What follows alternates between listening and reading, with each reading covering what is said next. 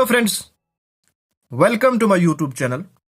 आज हम वेक्टर्स को कंटिन्यू करेंगे। प्रीवियस वीडियो में हमने सीखा था basic concept plus addition and subtraction of vectors. आज हम सीखेंगे प्रोडक्ट ऑफ टू वेक्टर्स। बहुत ही इजी एंड इंपॉर्टेंट टॉपिक है, इसलिए मैं आपको सजेस्ट करता हूं मेरे साथ इस वीडियो के अंत तक बने रहिए। आई एम श्योर आपके तमाम कॉन्सेप्ट्स एंड डाउट्स क्लियर हो जाएंगे, बिकॉज मैं आपको समझाने वाला हूं एक एक concept in a very easy way. अगर आप मेरे साथ टेलीग्राम पे जुड़ना चाहते हो, टेलीग्राम पे जाओ, वहां पे सर्च करो मलिक ट्यूटोरियल और उस ग्रुप को आप ज्वाइन करो।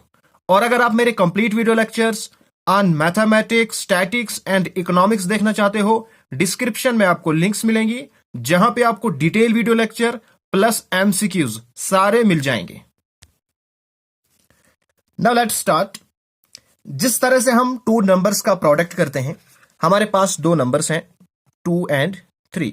हम इन दो नंबर का प्रोडक्ट करते हैं, ठीक है। हमारे पास मैट्रिसेस हैं, हम उनका प्रोडक्ट करते हैं। हमने फंक्शंस के बारे में पढ़े, हम दो फंक्शंस का प्रोडक्ट करते हैं। इसी तरह से हम वेक्टर्स का भी प्रोडक्ट करते हैं। अब जो हम वेक्टर का प्रोडक्ट करते हैं, हमारे पास टू टाइप्स ऑफ प्रोडक्ट्स हैं। एक को हम कहते हैं डॉट प्रोडक्ट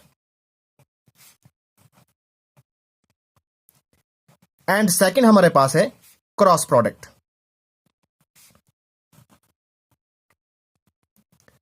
डॉट प्रोडक्ट को हम डिनोट करते हैं ए डॉट बी से, ठीक है। और क्रॉस प्रोडक्ट हमारे पास हो गया ए क्रॉस बी, ठीक है। हमारे पास जो डॉट प्रोडक्ट है, इसको हम स्केलर प्रोडक्ट भी कहते हैं, स्केलर प्रोडक्ट। और हमारे पास जो क्रॉस प्रोडक्ट है, इसको हम वेक्टर प्रोडक्ट भी कहते हैं, वेक्टर प्रोडक्ट। अब हम डॉट प्रोडक्ट को स्केलर प्रोडक्ट क्यों कहते हैं? बिकॉज जब हम दो वेक्टर्स का डॉट प्रोडक्ट करते हैं, हमारे पास जो रिजल्ट आता है वो आता है स्केलर, ठीक है। इसलिए हम डॉट प्रोडक्ट को स्केलर प्रोडक्ट भी कहते हैं। और जब हम क्रॉस प्रोडक्ट करते हैं दो वेक्टर्स का, हमारे पास जो रिजल्ट आता है वो भी वेक्टर आता है। ओके, नाउ सबसे पहले हम डिस्कस करेंगे डॉट प्रोडक्ट के बारे में। डॉट प्रोडक्ट हम दो वेक्टर्स का किस तरह से डिफाइन करते हैं। Let us suppose that A और बी हमारे पास दो वेक्टर्स हैं। So A dot B is equal to magnitude of A into magnitude of B into cos theta. Cos theta हमारे पास है angle between vector A and vector B. ये हमारे पास जो थीटा है ये कॉस थीटा है। अब इस मेथड से कुछ इंपॉर्टेंट रिजल्ट निकलते हैं, हम उन रिजल्ट को पढ़ेंगे। सबसे पहले, dot product is always real. यह हमारे पास हमेशा क्या होता है? रियल नंबर होता है,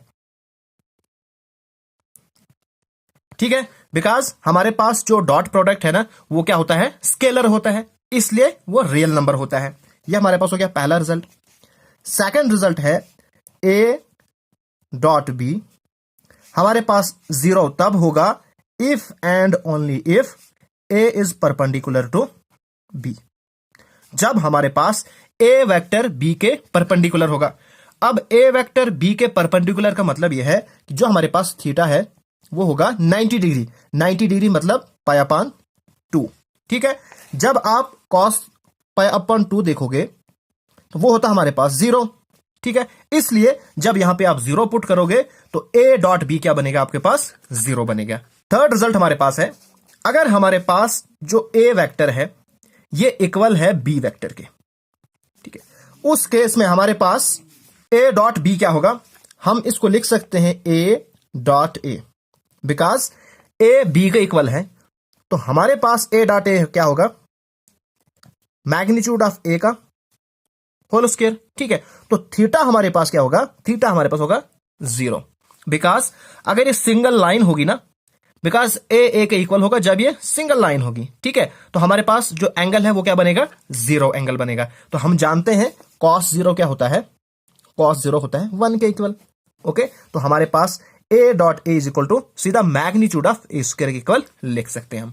फोर्थ हमारे पास रिजल्ट है I dot I, unit vector I, ये इक्वल होता है जे डॉट जे ये इक्वल होता है के डॉट के, ठीक है, ये सारे क्या हमारे पास यूनिट वेक्टर्स,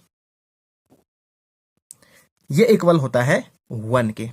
जब हम आई को आई के साथ डॉट प्रोडक्ट करते हैं 1 आता है, जे को जे के साथ डॉट प्रोडक्ट करते हैं 1 आता है, के को के साथ डॉट प्रोडक्ट करते हैं तो 1 आता है। फिफ्थ हमारे पास रिजल्ट है, जब हम यूनिट वेक्टर आई जे के इनको किसी और के साथ हम डॉट प्रोडक्ट करते हैं वो 0 के इक्वल होता है। आई को आप जे या के साथ डॉट प्रोडक्ट करोगे तो 0 आएगा, इसी तरह से जे को जब आई या के साथ करोगे तब भी 0 आएगा। सिंपल आपने याद रखना है, जब सेम होंगे तो 1 होगा, जब डिफरेंट होंगे तो 0 होगा। उसके बाद सिक्स्थ रिजल्ट हमारे पास है, जो हमने मेथड पढ़ा ए डॉट बी, ये लिखा था हमने magnitude of A into magnitude of B into cos theta. अगर हमें कॉस थीटा निकालना होगा तो हम क्या करेंगे, हम इनको लेफ्ट साइड में शिफ्ट करेंगे, तो हमारे पास बनेगा cos theta is equal to, इनको इस साइड शिफ्ट करो, हमारे पास बनेगा A dot B upon magnitude of A magnitude of B. तो अगर आपको कभी कभार थीटा निकालना होगा तो आप इस तरह से कर सकते हो। जैसे हमारे पास एक प्रॉब्लम है, find the angle between the vectors i minus 2j plus 3k and 3i minus 2j plus k। तो हम क्या करेंगे, हम लिखेंगे लेट, हम a वेक्टर रखेंगे i minus 2j plus 3k, ठीक है, और b वेक्टर हम रखेंगे 3i minus 2j plus k। हमें फाइंड करना है एंगल। एंगल फाइंड करने के लिए हमें क्या क्या चाहिए, cos theta is equal to A dot B upon magnitude of A और मैग्नीट्यूड ऑफ बी। हमें इनका डॉट प्रोडक्ट करना है और इनका मैग्नीट्यूड निकालना है। तो सबसे पहले हम मैग्नीट्यूड निकालेंगे, ए का मैग्नीट्यूड, ए का मैग्नीट्यूड मीन्स जो आई का कोफिशिएंट है उसका स्क्वायर प्लस जे के कोफिशिएंट का स्क्वायर माइनस 2 का स्क्वायर, इसी तरह से 3 का स्क्वायर। हमारे पास क्या बनेगा, 3 3 जार 9, 2 2 जार 4, तो हमारे पास 1, तो इसको प्लस करो 9 प्लस 4 प्लस 1, तो हमारे पास बनेगा रूट 14। इसी तरह से बी वेक्टर का आप निकालो मैग्नीट्यूड, हम सीधा यहां पे करेंगे 3 3 जार 9, 2 2 जार 4, 1 का स्क्वायर 1, तो हमारे पास क्या बनेगा, ये भी बनेगा 14, ठीक है। हम आराम से आप एंगल निकाल सकते हैं। तो cos theta is equal to इन दो का डॉट प्रोडक्ट, देखो हमने सिर्फ जो सैम सैम है ना इन्हीं का डॉट प्रोडक्ट करना है, बिकॉज बाकी का 0 हो जाएगा। जब हम आई जे के साथ करेंगे 0 हो जाएगा। आपको सिंपल याद रखना है, जो इसका कोफिशिएंट है और जो इसका कोफिशिएंट है उनको मल्टीप्लाई करो, 3 1 जार 3, इसी तरह से माइनस 2 इंटू माइनस 2 बनेगा plus 4, because 2 2 jar 4, minus minus plus, plus 3 1 जार 3, हो गया हमारे पास ए डॉट बी अपॉन, हम जानते हैं कि जो हमारे पास डॉट प्रोडक्ट होता है वो क्या होता है, स्केलर होता है, इसलिए यहां पे हमारे पास आई जे और के नहीं आएंगे, सीधा हमारे पास नंबर्स आएंगे। अपॉन मैग्नीट्यूड, मैग्नीट्यूड निकला रूट 14 और रूट 14, हमारे पास 2 रूट 14 है, हम लिख सकते हैं रूट 14 का होल स्क्वायर, ऊपर से हमारे पास बनेगा 10 अपॉन रूट 14 का होल स्क्वायर, स्क्वायर और रूट कैंसल, 10 अपॉन 14, ठीक है। तो हमारे पास क्या बनेगा, 5 2 जार 10, 7 2 जार 14, 5 अपॉन 7। तो हम लिख सकते हैं theta is equal to, cos को इस साइड करो तो कॉस इनवर्स बनेगा 5/7, which is the required answer. Now अब आपके लिए क्वेश्चन है, find angle theta between the vectors. आपके पास ए वेक्टर और बी वेक्टर गिवन है, आपने क्या करना है, एंगल फाइंड करना है। स्केलर प्रोडक्ट जो है डिस्ट्रीब्यूटिव प्रॉपर्टी और एडिशन उसको होल्ड करता है, means A dot B plus C ये इक्वल होता है ए dot B plus A dot C, ठीक है। नेक्स्ट हमारे पास इंपॉर्टेंट टॉपिक है projection of vector on a line.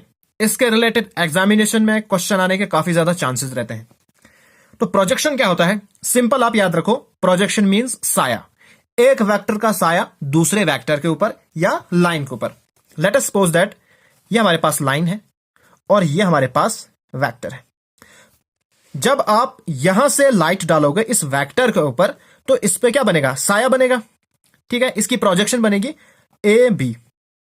अगर हमारे पास वेक्टर ए है, जो ए बी है ये प्रोजेक्शन है वेक्टर ए की ऑन द लाइन ए सी, इसका अगर नाम रखेंगे। ठीक है, अगर ये हमारे पास कोई बी वेक्टर है तो हम ये कहेंगे projection of vector A on B is A B. Okay, तो इसको हम कैसे फाइंड करते हैं? अगर हमें फाइंड करनी है प्रोजेक्शन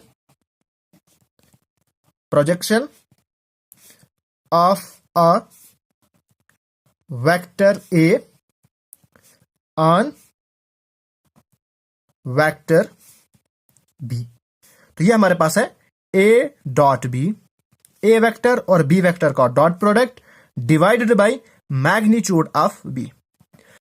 यहां पे आपको एक चीज याद रखनी है, जिस वेक्टर के ऊपर प्रोजेक्शन पड़ रही है उसके मैग्नीट्यूड से आपने ए डॉट बी को डिवाइड करना है। ठीक है, यहां पे हमें projection of vector A on vector B, ठीक है, वो निकालनी थी, तो हमने बी को डिवाइड किया। अगर आपके पास ऐसा होता है projection of vector be on vector A, vector A के ऊपर, तो डिवाइड में होगा मैग्नीट्यूड ऑफ ए। ठीक है, हमारे पास क्वेश्चन है find the projection of vector I minus J on the vector I plus J. तो हम इसको कैसे करेंगे? लेट अस टेक ए हमारे पास आई माइनस जे है और बी हमारे पास आई प्लस जे है। ओके, तो हम क्या करेंगे, हमें इस तरह से इसके प्रोजेक्शन निकालनी है। अब हमने प्रोजेक्शन निकालनी है, प्रोजेक्शन ऑफ इस वेक्टर ऑन दिस वेक्टर, इसका मतलब इसके मैग्नीट्यूड से डिवाइड करना है। तो हम लिखेंगे मैग्नीट्यूड ऑफ बी। सबसे पहले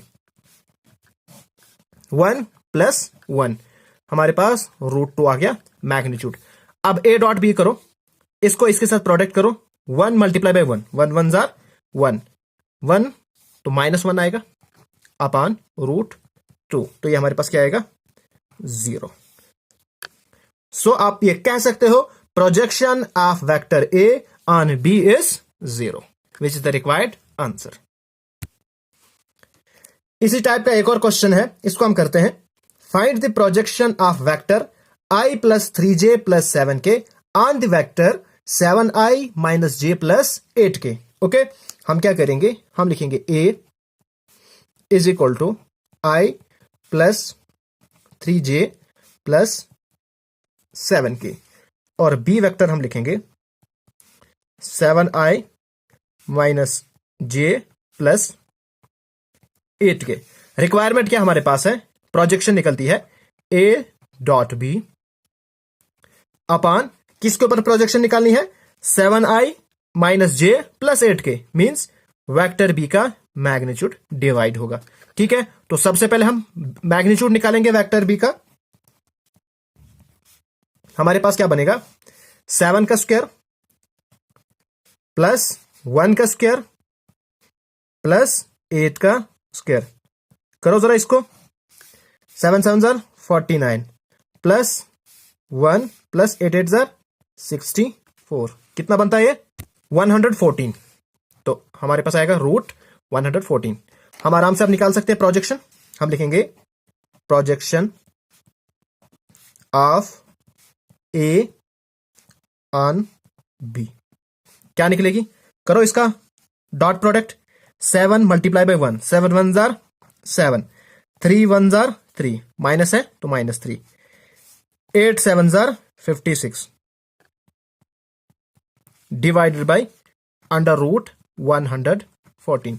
करो इसको सिंप्लीफाई, ये हमारे पास बनेगा 60 upon √14, which is the required answer. Hope you guys understand. अगर आपको समझ आ रही है प्लीज कमेंट करके जरूर बताइएगा और इस वीडियो को लाइक और शेयर भी करिएगा। नेक्स्ट आपको याद रखना है, जो हमारे पास डॉट प्रोडक्ट है वो कॉम्यूटेटिव होता है, यानी a डॉट बी ये इक्वल होता है b डॉट a के। यहां से हमारे पास एक रिजल्ट आता है a plus B whole square. ये किसके इक्वल होता है?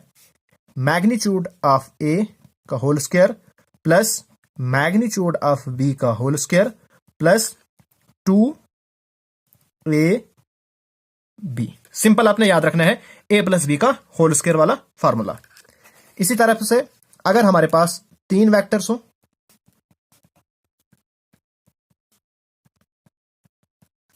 तो हमारे पास क्या बनेगा उस केस में? ए प्लस बी प्लस सी का होल स्क्वायर प्लस 2 बाहर से और अंदर से A B plus B C plus A C लिखो या सी ए लिखो।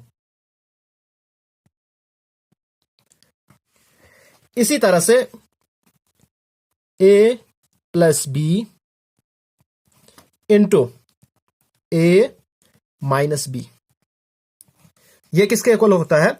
मैग्नीट्यूड ऑफ ए का whole square minus magnitude of B का होल स्क्वायर। ठीक है, अब हम थोड़ा कुछ प्रॉब्लम सॉल्व करेंगे। हमारे पास पहला क्वेश्चन है, find magnitude of x if for a unit vector A. हमारे पास गिवन है यूनिट वेक्टर ए और x माइनस ए इंटू एक्स प्लस ए किसके इक्वल है? 12 के इक्वल। तो हम यहां पे लिखेंगे सॉल्यूशन x माइनस ए इंटू एक्स प्लस ए, यह हमारे पास है 12 के इक्वल। तो इस मेथड से हमारे पास क्या बनेगा? x का स्क्वायर माइनस मैग्नीट्यूड ऑफ ए का square which is equal to 12। अब क्वेश्चन में देखो, क्वेश्चन में लिखा है ए यूनिट वेक्टर है। जब भी एग्जामिनेशन में क्वेश्चन आए तो जो जो भी आपको गिवन है ना, उसको आप देखो कि मेरे पास क्या क्या गिवन है, और जो गिवन होता है ना वो इस्तेमाल जरूर होता है। हमारे पास गिवन है ए यूनिट वेक्टर है, इसका मतलब ये हुआ कि मैग्नीट्यूड ऑफ ए किसके इक्वल है? 1 के इक्वल है। वो हम यहां पे पुट करेंगे, 1 का स्क्वायर 1 होता है। हमारे पास क्या बनेगा? ये बनेगा हमारे पास। फिर हम 1 को शिफ्ट करेंगे राइट हैंड साइड में, यहां पे 1 माइनस है, यहां पे प्लस बनेगा, यानी कि 12 प्लस 1। मैग्नीट्यूड ऑफ एक्स का स्क्वायर इज इक्वल टू 13। फिर हम इस स्क्वायर को इस साइड शिफ्ट करेंगे, स्क्वायर जब शिफ्ट होता है वो रूट में चेंज हो जाता है।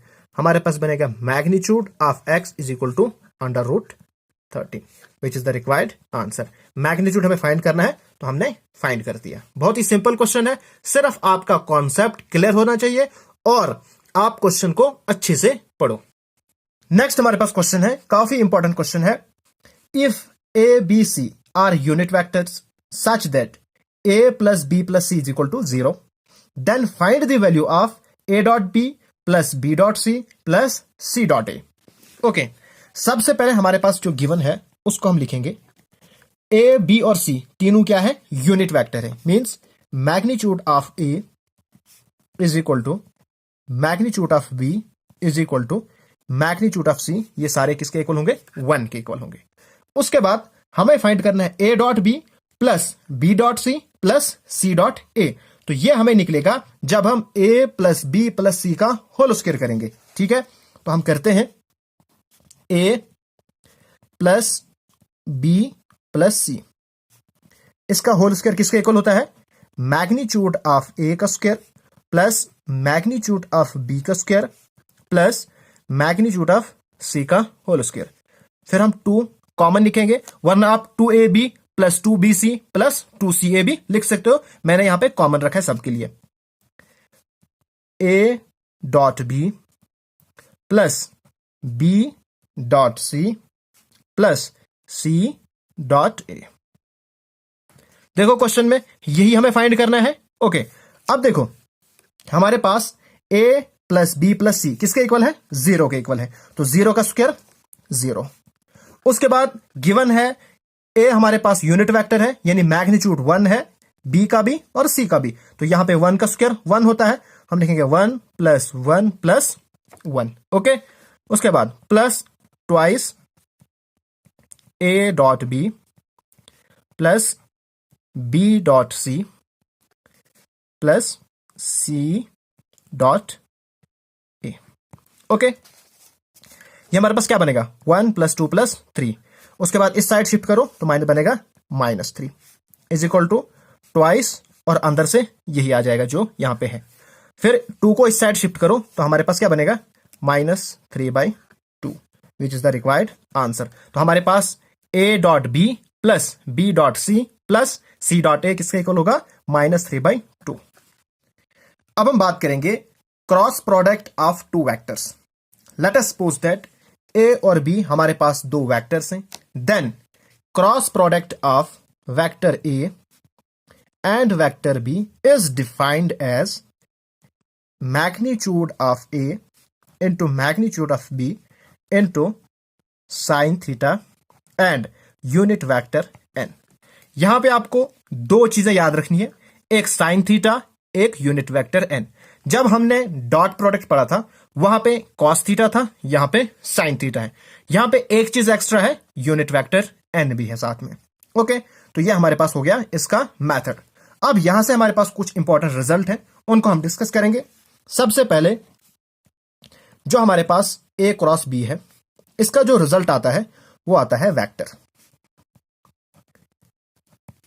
सेकंड हमारे पास है a क्रॉस b, ये हमारे पास 0 के इक्वल होता है if and only if a vector is parallel to b vector. Parallel या कोलिनियर होगा b वेक्टर के।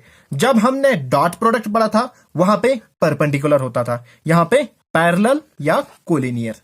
तीसरा हमारे पास है when theta is equal to π/2। हम जानते हैं साइन π/2 किसके इक्वल होता है 1 के इक्वल होता है। उस केस में cross product of a and b is equal to magnitude of a into magnitude of b। ठीक है, उसके बाद फोर्थ रिजल्ट हमारे पास है cross product of i into i is equal to j into j is equal to k cross product k। ये होता है 0 के इक्वल। जब हमने डॉट प्रोडक्ट किया था सेम यूनिट वेक्टर्स का, वहां पे क्या आया था 1 आया था, यहां पे 0। उसके बाद जब हम एक यूनिट वेक्टर का दूसरे यूनिट वेक्टर के साथ क्रॉस प्रोडक्ट करेंगे, उस केस में रिजल्ट क्या आएगा, उसके लिए आपको एक डायग्राम याद रखनी है। ये डायग्राम, ये आई है, एरो, यहां पे जे, फिर यहां पे आप के रखो इस तरह से। इस तरह से जब ये चलेगा, जब जो हमारे पास क्रॉस प्रोडक्ट है वो इस तरह चलेगा, तो हमारे पास जो आंसर है वो पॉजिटिव आएगा। जब उल्टा चलेगा तो आंसर नेगेटिव आएगा। कैसे आएगा मैं आपको समझाता हूं। आई क्रॉस जे, इन दो का क्रॉस प्रोडक्ट तो तीसरा आएगा के।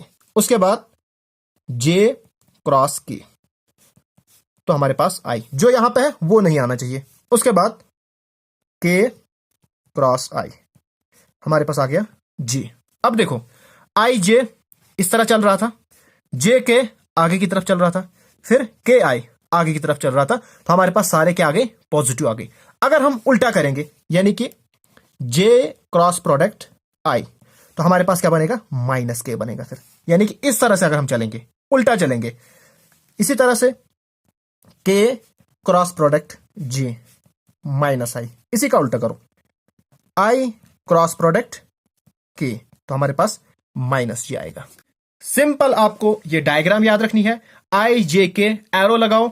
अगर आपके पास जो हमारे पास क्लॉकवाइज है, क्लॉकवाइज चलेगा, उस केस में पॉजिटिव आएंगे। अगर एंटी क्लॉकवाइज चलेगा तो हमारे पास नेगेटिव आएंगे। ओके, ये बहुत ही ज्यादा इंपॉर्टेंट है। कभी कभार यही रिजल्ट डायरेक्ट एग्जामिनेशन में पूछे जाते हैं। उसके बाद यहीं से हमारे पास एक रिजल्ट आता है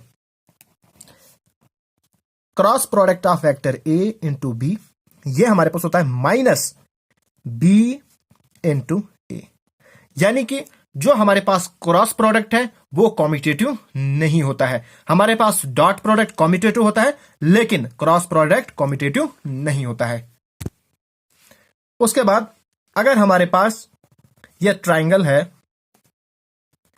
यह हमारे पास राइट एंगल है DABC, उस केस में एरिया ऑफ ट्राइंगल, हमारे पास एरिया ऑफ ट्राइंगल क्या निकलेगा वो निकलेगा हमारे पास 1/2 into magnitude of adjacent side. अगर ये हमारे पास ए है और ये हमारे पास बी है, एडजेसेंट साइड होती है जो साथ साथ वाली साइड होती है, ये और ये साथ साथ वाली है, तो into cross product of adjacent sides, a into b. इसी तरह से अगर हम बात करें पैरेललोग्राम या रेक्टेंगल की, तो हम जानते हैं जो पैरेललोग्राम है उसमें 2 ट्रायंगल्स होती हैं, ठीक है। यानी कि जो हमारे पास ट्रायंगल होती है वो होती है हाफ ऑफ पैरेललोग्राम, ओके। इसलिए हमारे पास एरिया ऑफ पैरेललोग्राम, यहां पे आपने 1/2 हटाना है, सिर्फ आप लिखोगे ए क्रॉस बी का मैग्नीट्यूड, ओके। अब हमारे पास जो ए क्रॉस बी है ये किसके इक्वल होता है? ये होता है हमारे पास डिटरमिनेंट ऑफ आई जे के, ओके। यहां पे हमारे पास आएगा A1 A2 A3 और यहां पे B1 B2 B3, ये इसके इक्वल होता है। अगर आपको एंगल फाइंड करना है, जो हमने फार्मूला लिखा था ए क्रॉस बी का, वो हम लिखेंगे, ओके। किसके इक्वल होता है? Magnitude of A magnitude of B sine theta unit vector N, फिर sine theta is equal to A cross B upon magnitude of A magnitude of B, फिर एन आएगा। आपने क्या करना है, यहां पे आपने मैग्नीट्यूड लेना है, तो इसका जब मैग्नीट्यूड लोगे ऐसा, और इसका जब मैग्नीट्यूड लोगे तो 1 आएगा, बिकॉज यूनिट वेक्टर का मैग्नीट्यूड 1 आता है। सो हमारे पास जो थीटा है वो बनता है magnitude of a cross B upon magnitude of A into magnitude of b, which is the required angle. अब हम इसी के बेस पे प्रॉब्लम सॉल्व करेंगे। हमारे पास पहला क्वेश्चन है, find magnitude of a cross b. हमारे पास ए और बी गिवन है, कैसे करेंगे हम लिखेंगे सॉल्यूशन। ए वेक्टर हमारे पास है I - 7j + 7k, और बी हमारे पास है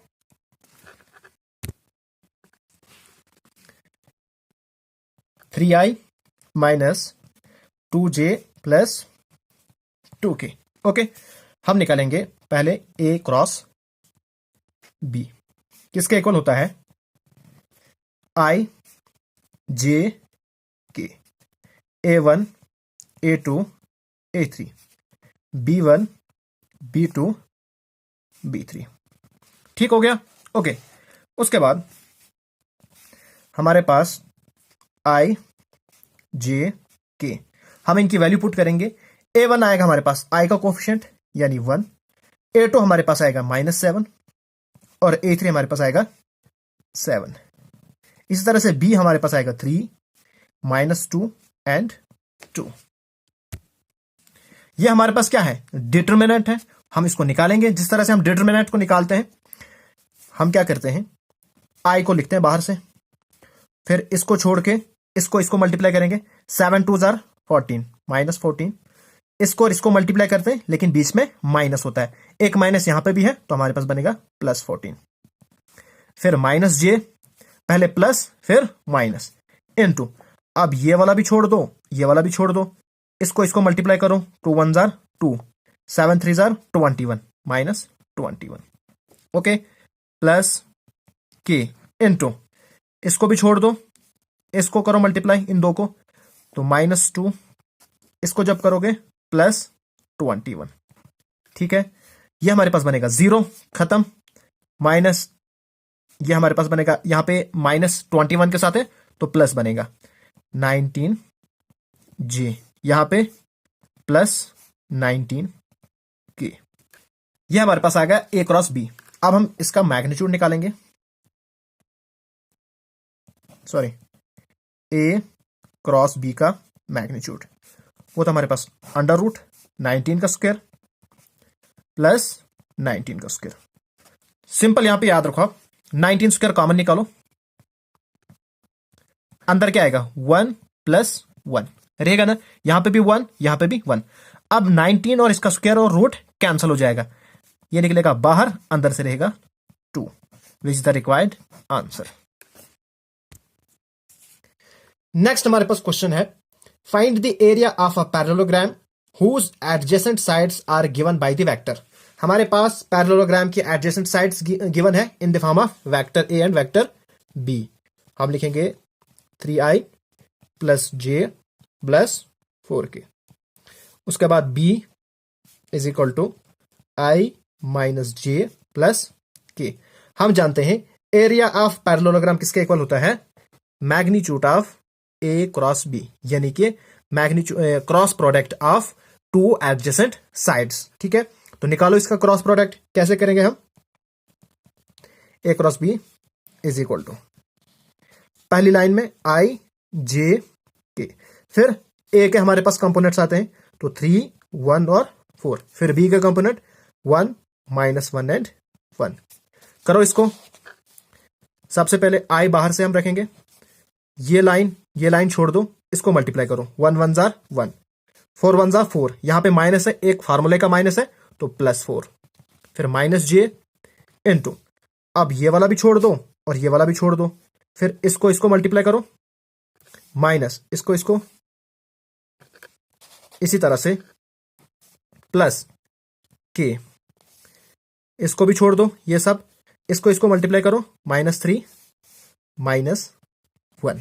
ओके, करो सिंप्लीफाई इसको, 5i, ये बनेगा हमारे पास +j बनेगा, ये बनेगा -4k।